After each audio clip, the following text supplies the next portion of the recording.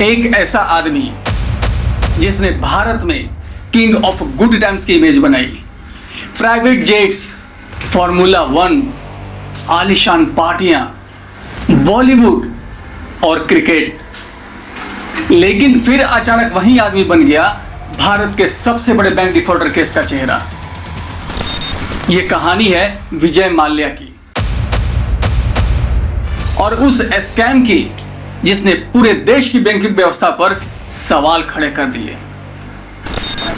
दोस्तों, कल्पना कीजिए एक ऐसा बिजनेसमैन जिसके पास पैसा ही पैसा था, जो मीडिया में सेलिब्रिटी की तरह दिखता था और जिसके एयरलाइंस में एयर होस्टेस का चयन भी ग्लैमर के हिसाब से होता था।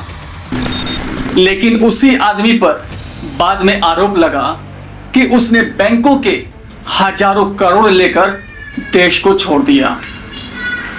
1980 और 90 के दशक में भारत बदल रहा था। लिबरलाइजेशन के बाद नए बिजनेस टाइकून सामने आ रहे थे और उन्हीं में से एक नाम था विजय माल्या का। विजय माल्या के पिता विठल माल्या शराब के बड़े कारोबारी थे। उनकी कंपनी थी यूनाइटेड ब्रेवरीज, यानी वही ग्रुप जिसने बाद में किंगफिशर बियर को भारत का सबसे बड़ी बियर ब्रांड बना दिया। पिता की मौत के बाद बहुत कम उम्र में ही विजय माल्या ने बिजनेस को संभाल लिया, लेकिन वो पुराने जमाने के बिजनेसमैन नहीं थे। उन्हें सिर्फ पैसा नहीं, उन्हें शोहरत भी चाहिए थी। फिर धीरे धीरे मीडिया ने उन्हें नाम दिया किंग ऑफ गुड टाइम्स। उनकी लाइफस्टाइल किसी बॉलीवुड स्टार से कम नहीं थी। लग्जरी यार्ड्स, विदेशी पार्टियां, super bikes, models, cricket, formula 1, हर जगह विजय माल्या ही दिखाई देते थे। लेकिन असली गेम अभी शुरू होना बाकी था। साल था 2005। भारत में एविएशन इंडस्ट्री तेजी से बढ़ रही थी। हर कोई उड़ना चाहता था और विजय माल्या ने यही सोचा, अगर लोग बियर के लिए किंगफिशर पर भरोसा करते हैं तो फ्लाइट के लिए भी करेंगे। 2005 में लॉन्च हुई किंगफिशर एयरलाइंस और शुरुआत से ही ये एयरलाइंस बाकी एयरलाइंस से बिल्कुल ही अलग थी। जहां दूसरी एयरलाइंस पैसे बचाने की कोशिश कर रही थी, वही किंगफिशर पैसे उड़ाने में लगी हुई थी।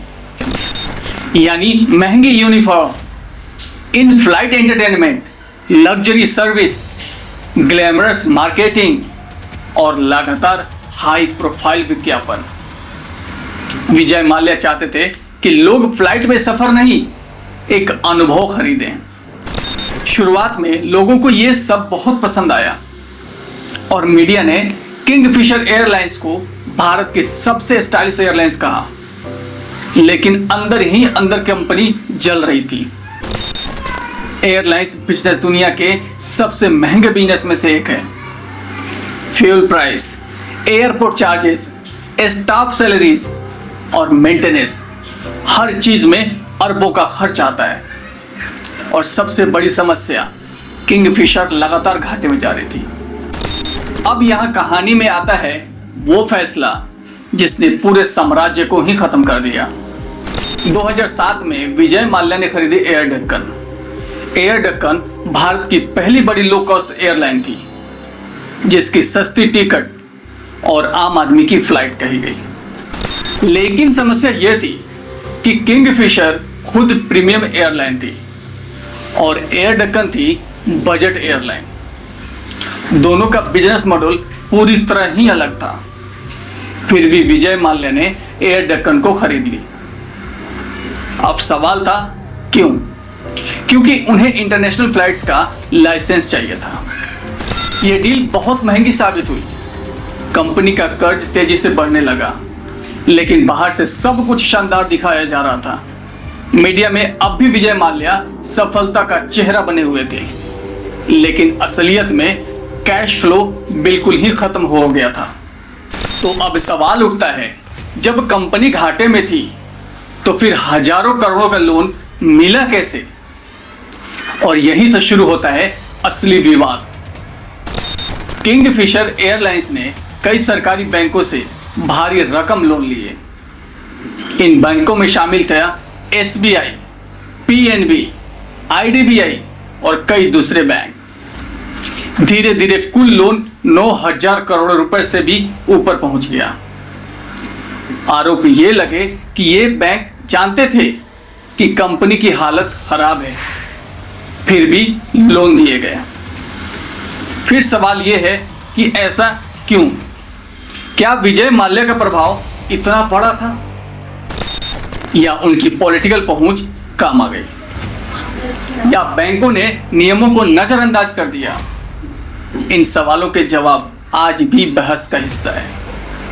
लेकिन कुछ रिपोर्ट्स के मुताबिक कई लोन गुडविल और ब्रांड वैल्यू के नाम पर दिए गए, लेकिन कंपनी का बिजनेस मॉड्यूल टिकाऊ नहीं था। फ्यूल कंपनियों के पैसे बकाया थे, कर्मचारियों की सैलरी रुकने लगी थी, एयरपोर्ट फीस नहीं भरी जा रही थी। फिर भी बाहर से ऐसा दिखाया जा रहा था कि सब कुछ कंट्रोल में है। और फिर आया वो दिन जब किंग ऑफ गुड टाइम्स की दुनिया बिखरने लगी। 2011-2012 तक किंगफिशर एयरलाइंस लगभग टूट चुकी थी। फ्लाइट्स कैंसिल होने लगी, एम्प्लॉय प्रोटेस्ट करने लगे, कई कर्मचारियों को महीनों तक सैलरी नहीं मिली थी। कुछ कर्मचारियों ने बताया कि उनके घर चलाना मुश्किल हो गया था।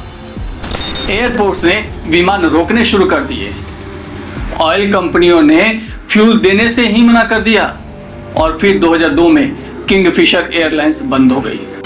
एक समय भारत की सबसे ग्लैमरस एयरलाइन अब पूरी तरह से खत्म हो चुकी थी। लेकिन कहानी यही खत्म नहीं हुई, असल तूफान अभी आना बाकी था।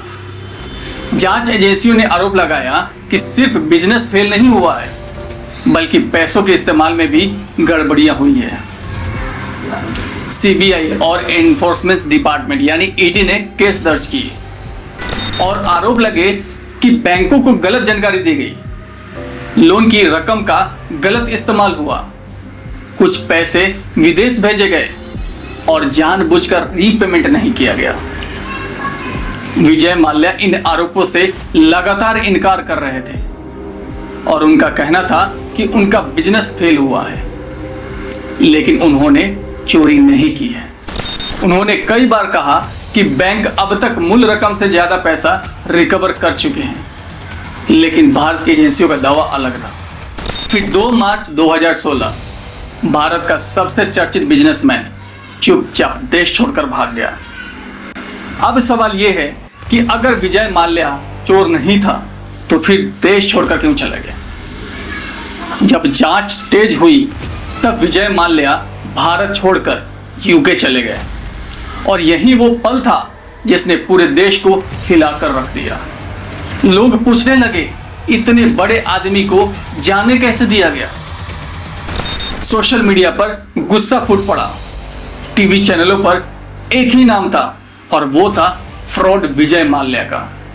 सरकार पर सवाल उठे, बैंकों पर सवाल उठे और पूरा सिस्टम पर सवाल उठे। कुछ समय बाद उन्हें विलफुल डिफॉल्टर कहा गया, यानी जानबूझकर पैसा वापस नहीं करने वाला, और फिर फुगिटिव इकोनॉमिक ऑफेंडर घोषित कर दिया गया। वहीं अगर बात करी जाए, भारत में लोग EMI भर रहे थे और दूसरी तरफ विजय माल्या लंदन में दिखाई दे रहा था। भारत में जनता का गुस्सा इसलिए और बढ़ गया क्योंकि मीडिया में विजय माल्या की तस्वीरें लगातार सामने आने लगी। कभी क्रिकेट मैच में, कभी पार्टी में, कभी महंगे लोकेशन पर। लोगों को लगा जिस आदमी पर हजारों करोड़ों का आरोप है वो इतनी आराम की जिंदगी कैसे जी रहा है। और इसी दौरान भारत सरकार ने यूके से एक्स्ट्राडिशन की मांग की। लंबी कानूनी लड़ाई चली। यूके कोर्ट ने भारत के पक्ष में फैसला भी दिया, लेकिन कानूनी प्रक्रियाएं लंबी होती गई। लेकिन क्या सिर्फ विजय माल्या जिम्मेदार था या पूरा सिस्टम ही कमजोर था? दोस्तों, इस केस ने भारत की बैंकिंग व्यवस्था की कई कमजोरियों को सामने ला दी थी। कैसे एक कंपनी को लगातार लोन मिल रहे थे जबकि उसकी हालत खराब थी। क्या पॉलिटिकल प्रेशर था? क्या ब्रांड इमेज ने बैंकों को अंधा कर दिया था? क्या रिस्क असेसमेंट फेल हो गया? कई एक्सपर्ट का मानना है कि उस समय भारत में कॉर्पोरेट लेंडिंग पर सही निगरानी नहीं थी और यही वजह है कि बाद में कई बड़े एनपीएस केस सामने आए। विजय माल्या केस भारत के बैंकिंग क्राइसिस का सिंबल बन गया। टीवी पर दिखाई देने वाला आदमी असल जिंदगी में कितना अलग हो सकता है। विजय माल्या की सबसे बड़ी ताकत थी उनकी पब्लिक इमेज। वो सिर्फ बिजनेसमैन नहीं थे, वो एक ब्रांड थे। उन्होंने मीडिया को समझा, ग्लैमर को इस्तेमाल किया और खुद को सक्सेस आइकन बना दिया। लेकिन इस केस ने दिखाया कभी कभी चमक के पीछे बहुत बड़ा फाइनेंशियल डिजास्टर छिपा होता है। इस कहानी में सबसे ज्यादा नुकसान किसका हुआ? सिर्फ बैंक नहीं, हजारों कर्मचारी भी इस कोलैप्स से बर्बाद हुए। कई कर्मचारियों को महीनों तक वेतन नहीं मिला, कई परिवार आर्थिक संकट में चले गए। कुछ रिपोर्ट्स के मुताबिक बाद में कर्मचारियों को कुछ बकाया भुगतान मिला, लेकिन तब तक बहुत देर हो चुकी थी। जब एक कंपनी गिरती है तो सिर्फ मालिक नहीं कर हारता, उसके साथ हजारों सपने भी टूट जाते हैं। आज इतने सालों बाद क्या विजय माल्या खुद को दोषी मानते हैं? विजय माल्या कई इंटरव्यू में कह चुके हैं कि उन्होंने किसी को धोखा नहीं दिया। उनका दावा है कि बिजनेस फेलियर को स्कैम बना दिया गया। लेकिन दूसरी तरफ भारतीय एजेंसियां कहती हैं कि मामला सिर्फ बिजनेस फेलियर नहीं था। आज भी ये केस भारत के सबसे चर्चित फाइनेंशियल कंट्रोवर्सीज में गिना जाता है। विजय माल्या की कहानी सिर्फ एक आदमी की कहानी नहीं है, ये कहानी है पावर की, इमेज की, बैंकिंग फेलियर की और उस सिस्टम की जहां कभी कभी चमक सच को छुपा देती है। एक समय था जब विजय माल्या को किंग ऑफ गुड टाइम्स कहा जाता था, लेकिन इतिहास ने उन्हें याद रखा भारत के सबसे बड़े लोन डिफॉल्टर कंट्रोवर्सीज में से एक चेहरे के रूप में। दोस्तों, अगर आपको ये वीडियो पसंद आया हो तो चैनल को सब्सक्राइब कर दीजिए, क्योंकि अगली बार हम लेकर आएंगे भारत के एक और केस के अंदर की कहानी जो शायद आपने पहले कभी नहीं सुनी होगी।